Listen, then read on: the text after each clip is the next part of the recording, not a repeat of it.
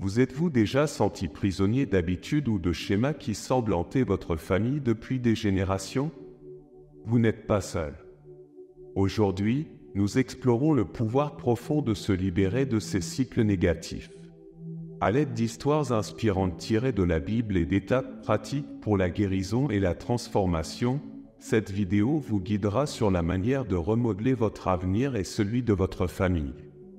Nous verrons comment les choix et le pardon jouent un rôle très important dans la création d'un héritage de positivité. Restez donc avec nous pour renverser les marées de la tradition et entrer dans une vie remplie d'espoir et de liberté. Je vais également diriger une prière puissante avec vous au nom redoutable de Jésus. Alors, restez avec nous jusqu'à la fin de la vidéo et soyez ouverts pour accueillir ces bénédictions dans vos cœurs. Je vous invite à m'accompagner dans une discussion à la fois vitale et transformatrice, surtout si l'on considère les héritages que nous recevons et perpétuons au sein de nos familles. Il s'agit de briser des cycles d'attitudes, d'habitudes et de comportements négatifs qui plongent leurs racines au plus profond de nos lignées ancestrales. Dans les Écritures, ces défauts hérités sont souvent appelés iniquités, un terme qui englobe les faiblesses et les péchés récurrents au sein de nos familles. Qu'il s'agisse de disputes nées d'un tempérament vif ou des chaînes de la dépendance, vous savez probablement que ces schémas peuvent profondément affecter notre vie et celle de ceux qui nous entourent. Mais saviez-vous que ces cycles négatifs découlent souvent de problèmes non résolus et de déclencheurs émotionnels qui n'ont pas été abordés? Ils se cachent sous la surface, transmis de génération en génération, et passent souvent inaperçus jusqu'à ce qu'ils se manifestent dans nos propres comportements. Que faut-il vraiment pour se libérer de cycles aussi puissants? Prenons les mots de Paul dans Romains 12, verset 2, qui fournissent un point de départ profond: ne vous conformez pas au modèle de ce monde, mais soyez transformés par le renouvellement de votre esprit. Ce passage est plus qu'un simple appel au changement personnel, c'est une directive pour nous libérer des schémas néfastes qui ont été gravés dans nos familles au fil des générations. Nous pouvons déduire des paroles de Paul que le renouvellement de notre esprit est un processus continu. Chaque jour nous offre un nouveau départ, une nouvelle occasion de vivre la transformation que Dieu a commencée en nous. Avec chaque choix qui s'aligne sur la sagesse de Dieu, nous réécrivons l'histoire de notre famille. Chaque acte de pardon, chaque moment de maîtrise de soi, chaque pas vers l'amour et loin des vieilles haines, remodèle notre avenir. Intéressons-nous donc à une histoire remarquable tirée de la Bible, qui illustre le pouvoir de briser les cycles négatifs. Il s'agit de l'histoire d'Ézéchias, un roi de Juda qui a audacieusement inversé les voies destructrices empruntées par son père, le roi Achaz.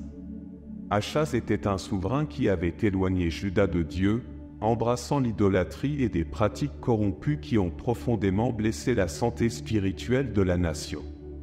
Ézéchias est monté sur le trône à une époque de grande agitation et de décadence spirituelle.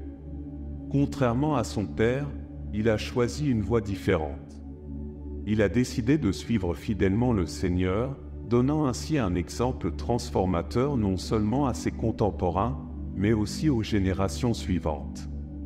Dans les livres de Second Roi, chapitres 18 à 20, et de Second Chronique, chapitres 29 à 32, nous voyons la vie et le règne d'Ézéchias se dérouler comme une grande démonstration de la puissance d'une direction pieuse. L'un des premiers actes d'Ézéchias en tant que roi a été de rouvrir et de réparer le temple, qui avait été négligé et fermé pendant le règne de son père. Il l'a ensuite reconsacré, en invitant les prêtres et les Lévites à se purifier et à purifier le temple de toute impureté. Cet acte constituait une puissante déclaration de retour aux voies de Dieu, coupant les liens avec les pratiques idolâtres du passé. Ézéchias a également rétabli l'observance de la Pâque, une célébration fondamentale que son père avait ignorée. Ce faisant, il ne s'est pas contenté de rétablir une pratique religieuse, il a réaffirmé l'identité et l'alliance entre Dieu et son peuple, qui avait été négligée sous le règne d'Achaz. Les réformes d'Ézéchias se sont étendues à tout le royaume et son dévouement a incité de nombreux habitants de Juda à revenir à l'adoration de Dieu.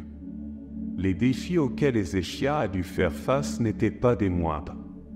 Pendant son règne, Juda est menacé par les Assyriens, un ennemi puissant et impitoyable qui a écrasé de nombreuses autres nations. Malgré la puissance terrifiante de l'Assyrie et la pression exercée pour se conformer à ses exigences, Ézéchias est resté ferme dans sa foi.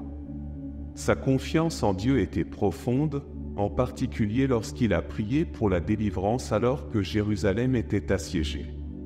Dieu a répondu à la fidélité d'Ézéchias en sauvant miraculeusement Jérusalem, signe évident que la rupture avec les cycles négatifs du péché était non seulement juste, mais aussi divinement soutenue.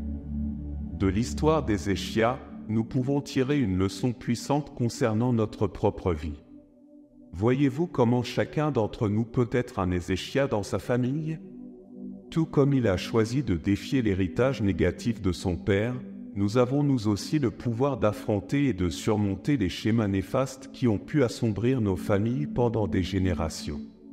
Combien de fois sommes-nous confrontés à l'attraction familière d'habitudes ou de comportements négatifs profondément enracinés dans l'histoire de notre famille? Il peut s'agir de conflits, de dépendance ou même d'attitudes subtiles qui sapent notre foi et notre potentiel.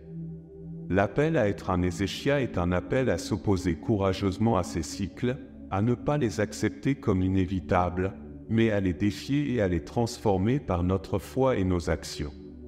N'oubliez pas que briser ces cycles n'est pas seulement une question de victoire personnelle, il s'agit d'ouvrir une nouvelle voie pour ceux qui viendront après nous. Il s'agit de poser des fondations de foi, d'espoir et d'amour capables de résister aux pressions et aux tentations qui ont autrefois égaré nos familles. Avez-vous déjà entendu cette phrase puissante « C'était dans ma famille, jusqu'à ce que ce soit en moi ». Cette phrase exprime l'essence du choix personnel et de la détermination à affronter et à surmonter les cycles négatifs qui ont pu perdurer au fil des générations. Chacun d'entre nous possède le pouvoir de transformation du choix qui peut redéfinir nos chemins et ceux de nos descendants. Prenons l'exemple d'un homme issu d'une longue lignée d'individus luttant contre l'alcoolisme. Cette prédisposition peut sembler une voie toute tracée. Pourtant, conscient de la situation et fermement décidé, il choisit une autre voie, il décide de ne jamais toucher à l'alcool. Sa décision modifie non seulement la trajectoire de sa vie, mais crée également un nouveau précédent pour les générations futures. Ici, le cycle de l'alcoolisme qui sévissait dans sa famille se heurte à un obstacle, son choix puissant. Un autre exemple convaincant est celui des difficultés financières, qui peuvent également être présentes dans les familles. Imaginez une jeune femme qui grandit dans une famille qui n'a jamais bien géré son argent, ce qui l'a conduite à s'endetter continuellement et à connaître l'instabilité économique. Elle pourrait facilement suivre cette voie familière. Au lieu de cela, elle se forme à la gestion financière, établit un budget, économise avec diligence et investit judicieusement. Ces choix brisent le cycle de la pauvreté dans sa famille, démontrant que même des schémas profondément ancrés peuvent être surmontés avec de la détermination et des décisions judicieuses.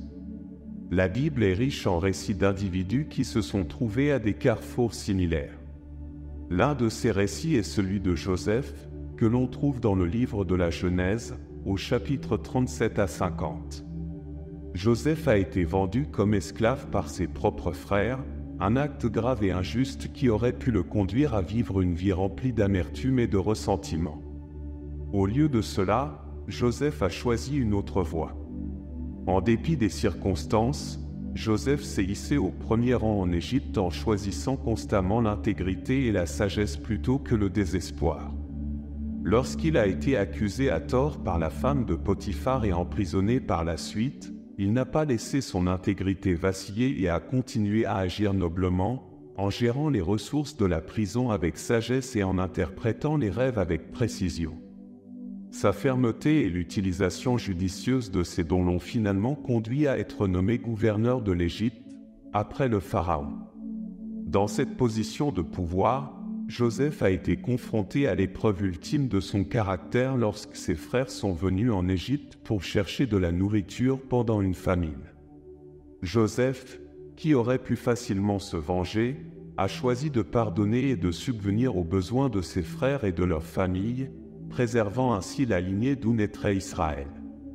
Les choix de Joseph n'ont pas seulement inversé ses malheurs personnels, ils ont aussi sauvé sa famille, démontrant l'impact fantastique du choix de ce qui est juste plutôt que de succomber à l'amertume et à la vengeance. Cette histoire, mes amis, met en lumière une vérité essentielle: nos décisions ont le pouvoir de changer non seulement notre vie, mais aussi celle des personnes qui nous entourent. Face à l'adversité, nos choix peuvent nous propulser vers la guérison et la restauration plutôt que vers la perpétuation du mal. Combien de fois sommes-nous confrontés à des moments où nous pourrions choisir l'amertume, alors que nous sommes appelés à choisir le pardon? Au cours de notre vie, chaque choix que nous faisons ne définit pas seulement qui nous sommes, mais aussi l'héritage que nous laisserons aux générations futures. Considérons une fois de plus l'impact profond de la rupture des cycles négatifs. Il ne s'agit pas seulement d'une victoire personnelle, il s'agit de créer un héritage qui enrichit la vie de ceux qui nous suivent. Lorsque nous faisons des efforts conscients pour éradiquer les schémas destructeurs dans notre vie, nous le faisons non seulement pour notre propre bien, mais aussi pour celui de nos enfants et des enfants qui les suivront. Imaginez une famille où la négativité, peut-être sous la forme de conflits ou de dépendance, a été la norme. Imaginez maintenant qu'une personne de cette lignée décide de changer le cours des choses. Nous ne le voyons peut-être pas immédiatement, mais cette décision crée un effet d'entraînement, influençant non seulement la famille immédiate, mais aussi les générations futures qui s'inspireront de ce nouveau précédent positif. Avez-vous déjà remarqué que les jeunes membres de notre famille nous observent en permanence et apprennent de nous? Ils observent notre façon de gérer le stress, de résoudre les conflits et de prendre des décisions. Lorsqu'ils nous voient résister à la négativité et choisir des voies plus saines et plus constructives, ils apprennent à faire de même. C'est ainsi que nous commençons à façonner un avenir plus radieux que le passé. 2 Corinthiens 5, verset 17, dit « Par conséquent, si quelqu'un est en Christ, la nouvelle création est arrivée, l'ancien a disparu, le nouveau est là. » Ce verset nous rappelle avec force le pouvoir de transformation de la foi. Lorsque nous nous engageons envers le Christ, nous ne modifions pas seulement notre propre vie, nous posons les jalons d'un renouveau complet qui a le potentiel de briser les cycles de négativité et de péché. Ce renouveau montre que nous ne sommes pas liés par nos erreurs passées ou par les cycles familiaux dont nous avons hérité. Au contraire, Dieu nous donne le pouvoir de créer un nouvel héritage de positivité et de foi. La faveur de Dieu repose sur ceux qui s'opposent courageusement à la négativité et choisissent de marcher dans ses voies. Il ne s'agit pas simplement d'éviter le mal, mais de poursuivre activement le bien en embrassant l'amour, la paix, la bonté et tous les fruits de l'esprit qui mènent à une vie d'épanouissement et de bénédiction. C'est cette recherche qui permet de construire un héritage qui résistera à l'épreuve du temps. Rappelez-vous simplement que nous ne pouvons pas briser ces cycles et construire cet héritage tout seul. Il faut l'aide de Dieu. Avec l'aide de Dieu, nous trouvons la force de surmonter des défis qui semblent insurmontables. Tout comme David a trouvé le courage d'affronter Goliath non pas par sa force, mais grâce à la force fournie par Dieu, nous pouvons nous aussi affronter les géants de notre époque.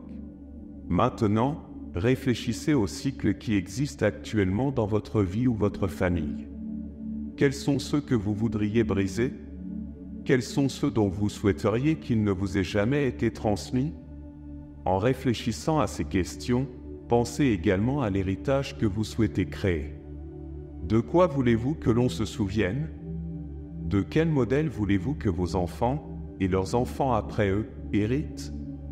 Pour accomplir tout cela, il est essentiel de prendre conscience des schémas négatifs de notre histoire familiale. C'est la première étape cruciale vers la guérison et la transformation. Cela exige que nous soyons observateurs et que nous réfléchissions à notre environnement et aux comportements que nous avons appris ou dont nous avons hérité.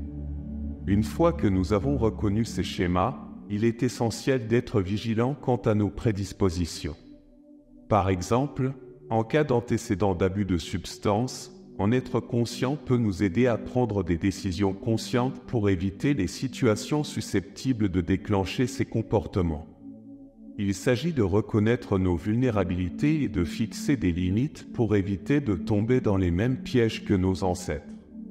Le chemin de la guérison passe souvent par de profonds actes de pardon, pardonner à ceux qui nous ont blessés et nous pardonner à nous-mêmes pour les fois où nous avons manqué à notre devoir ou perpétué ces cycles.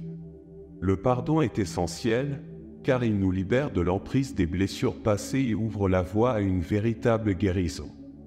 Il ne s'agit pas seulement d'évacuer la douleur, mais aussi de redéfinir notre histoire pour passer d'une situation de souffrance à une situation de guérison.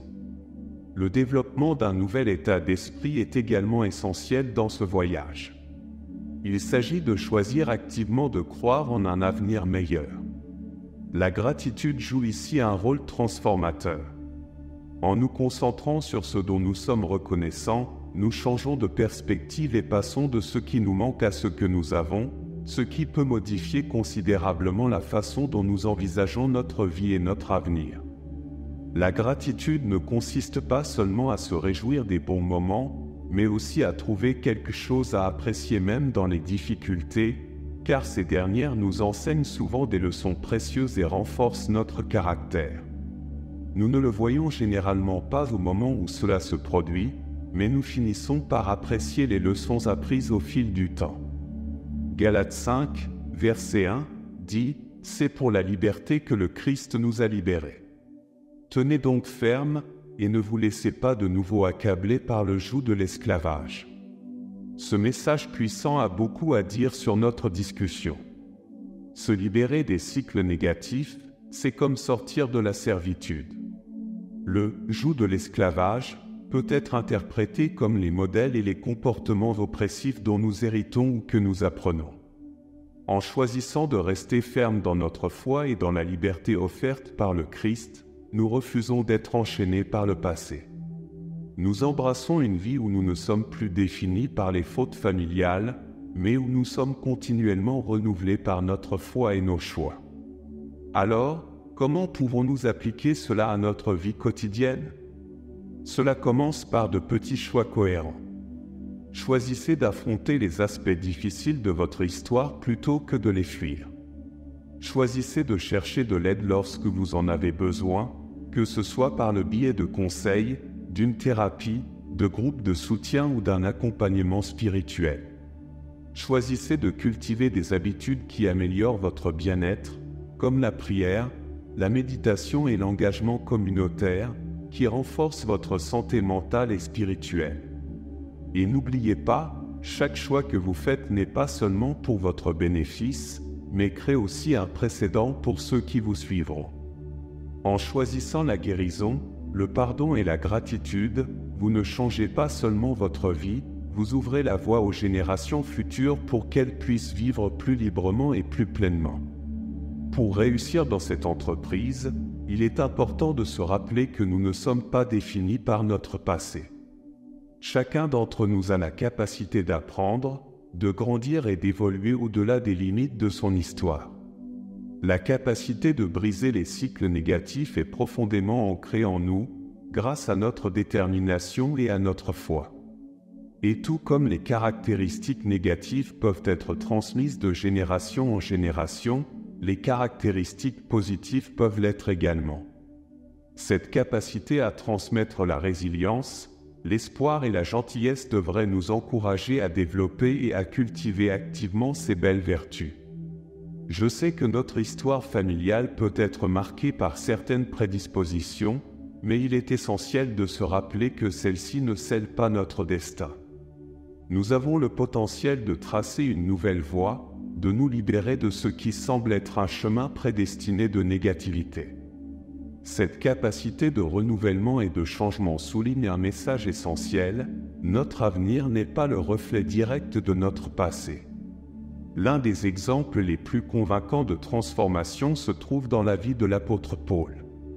Connu autrefois sous le nom de Saul, il était tristement célèbre pour sa persécution zélée des chrétiens. C'était un homme craint par l'Église primitive. Pourtant, sa rencontre avec le Christ sur le chemin de Damas l'a tellement transformé qu'elle n'a pas seulement changé ses actions, elle a redéfini son identité même. La vie de Paul, après sa conversion, est une belle démonstration de la puissance de la grâce de Dieu. Il est devenu l'un des plus fervents apôtres du Christ, consacrant sa vie à la diffusion de l'Évangile qu'il avait autrefois tenté de détruire. L'histoire de Paul illustre la façon dont on peut rompre complètement avec les persécutions passées et s'engager dans une nouvelle voie. Sa vie nous encourage à adopter une nouvelle vision de nous-mêmes, une vision qui s'enracine dans le potentiel et la pureté de notre foi en Christ, plutôt que dans les erreurs ou les schémas de notre passé. Dans Jacques 4, versets 7 à 8, nous trouvons un appel à l'action qui soutient cette nouvelle identité. Soumettez-vous donc à Dieu. Résistez au diable, et il s'éloignera de vous. Approchez-vous de Dieu, et il s'approchera de vous. Ce texte nous enseigne comment nous approcher de la vérité de notre nouvelle identité en Christ. Elle nous invite à nous appuyer sur notre moi transformé et à vivre cette vérité dans chacune de nos décisions et de nos actions. Vivre cette nouvelle identité implique des décisions et des actions quotidiennes qui affirment notre transformation. Cela signifie choisir consciemment des voies qui s'alignent sur nos valeurs plutôt que sur nos habitudes passées. Il peut s'agir de choisir le pardon plutôt que la rancune, l'espoir plutôt que le désespoir, ou le service plutôt que l'intérêt personnel. Chaque choix est un pas vers la consolidation de la nouvelle identité que nous avons en Christ. L'un des piliers les plus puissants pour briser les cycles négatifs réside dans nos communautés. C'est dans nos histoires partagées et dans les conseils que nous recevons de ceux en qui nous avons confiance que nous trouvons la force et la compréhension. Nos propres expériences, lorsqu'elles sont partagées, peuvent susciter l'empathie et la motivation au sein de notre communauté, nous encourageant ainsi que les autres à persévérer et à surmonter nos difficultés. L'Église primitive, telle qu'elle est décrite dans les Actes des Apôtres, est un bel exemple de la force du soutien communautaire. Après l'ascension de Jésus, ses disciples ont dû faire face à de graves persécutions. Pourtant, au lieu de se disperser et de garder leur foi secrète, ils se sont rassemblés pour former une communauté de soutien. Ils partageaient tout ce qu'ils avaient, des biens matériels à la sagesse spirituelle. Ils se réunissaient régulièrement, non seulement pour célébrer le culte, mais aussi pour partager les repas et leur vie quotidienne, en veillant à ce qu'aucun d'entre eux ne soit dans le besoin. Cette unité et ce soutien mutuel leur ont permis de résister à la persécution et de devenir plus forts, tant en nombre qu'en esprit. Leur rassemblement était marqué par des signes remarquables de vie communautaire, ils guérissaient les malades, soutenaient les veuves et s'occupaient des pauvres.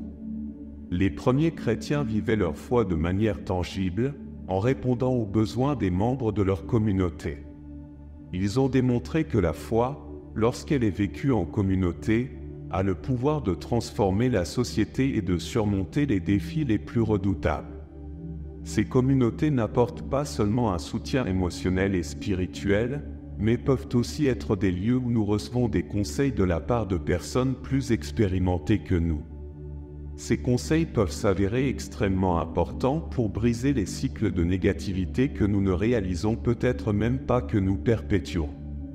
Par exemple, les membres de la communauté les plus âgés ou les plus expérimentés peuvent offrir des conseils et des stratégies pour faire face à des problèmes tels que la toxicomanie, les conflits familiaux ou les difficultés financières, car ils ont peut-être même traversé des difficultés similaires. Les communautés ont également le pouvoir de s'attaquer aux problèmes systémiques qui perpétuent les cycles négatifs. L'histoire de Néhémie, qui a dirigé la reconstruction des murs de Jérusalem, en est un exemple biblique. De retour à Jérusalem et constatant le délabrement et la vulnérabilité de la ville, Néhémie s'est senti poussé à agir, non seulement pour sa propre sécurité, mais aussi pour l'amélioration de sa communauté tout entière. Sous sa direction, et malgré l'opposition et les nombreux défis, le peuple a travaillé ensemble pour reconstruire non seulement les murs physiques, mais aussi leur sens de la communauté et de la sécurité. Cette action collective a contribué à restaurer leur dignité et à revitaliser leur esprit. L'histoire de Némi nous montre que lorsque les communautés s'unissent, elles peuvent relever des défis de grande envergure plus efficacement que des individus isolés.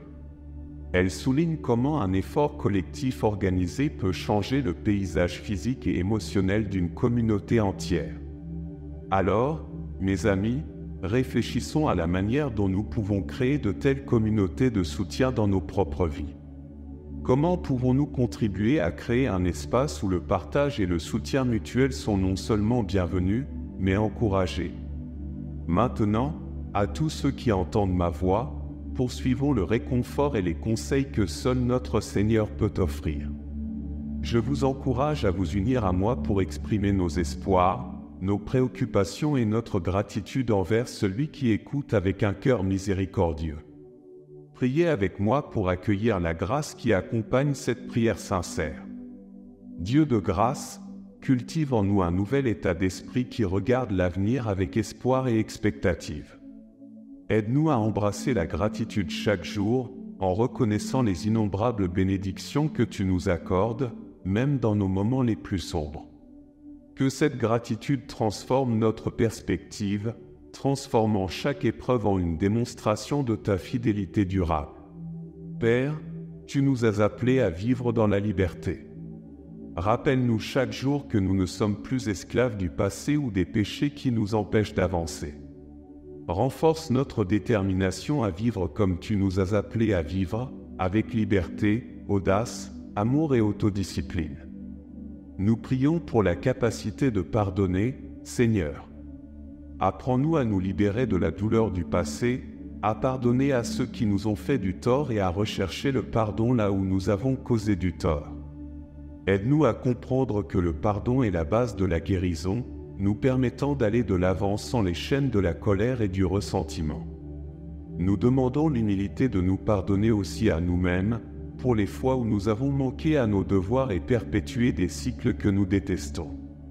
Accorde-nous la force d'affronter ces cycles négatifs, qu'il s'agisse de conflits, de dépendance, de désespoir ou de toute autre forme d'esclavage qui nous a retenus captifs. Nous te demandons la sagesse de reconnaître ces schémas et le courage d'agir contre eux. Que ton esprit nous remplisse de la détermination nécessaire pour nous libérer et prendre un nouveau départ, non seulement pour nous, mais aussi pour les générations suivantes. Père Céleste, unis en tant que communauté, nous nous présentons devant toi pour solliciter ta grâce et tes conseils. Nous reconnaissons notre passé, les cycles qui ont pesé sur beaucoup d'entre nous, et nous nous tenons ensemble, prêts à forger un nouveau chemin sous ta lumière divine. Tu connais les luttes qui se déroulent au sein de nos familles, des luttes qui ont souvent semblé insurmontables. Pourtant, nous nous accrochons à la vérité qu'en toi, rien n'est impossible, et aujourd'hui, nous choisissons de déposer ces fardeaux à tes pieds. Père, tu nous as appelés à vivre dans la liberté. Rappelle-nous chaque jour que nous ne sommes plus esclaves du passé ou des péchés qui nous empêchent d'avancer. Renforce notre détermination à vivre comme tu nous as appelés à vivre, libres, audacieux, avec un esprit d'amour et d'autodiscipline. Guide-nous comme Némi a été guidé pour reconstruire les murs de Jérusalem. Motive-nous à travailler ensemble pour résoudre les problèmes systémiques qui perpétuent la négativité autour de nous. Aide-nous à être des porteurs de lumière et des artisans de paix, travaillant activement à l'établissement de ton royaume ici sur terre comme au ciel. Nous te demandons de bénir notre communauté, Seigneur.